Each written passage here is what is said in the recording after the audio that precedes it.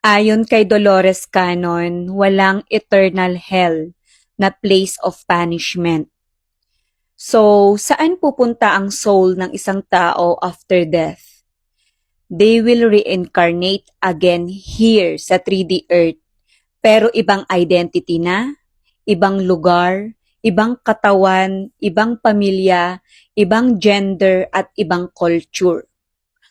After death ng isang tao, ang soul ay bumabalik sa spirit world or higher dimension para reviewin ang ginawa niya sa nakaraang personality niya noon dito sa 3D Earth.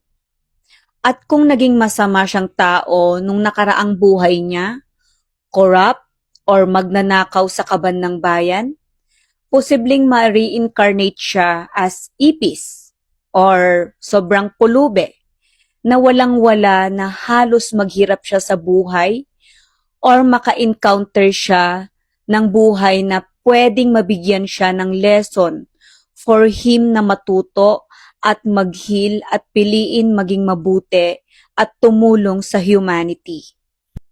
Pero pag hindi pa rin natuto at hindi natutunan ang lessons consciously, pag siya ay namatay ulit, babalik ulit sa 3D Earth hanggang matutunan niya ang soul journey niya. Parang cycle lang yan na paulit-ulit hanggang piliin mo ang higher consciousness.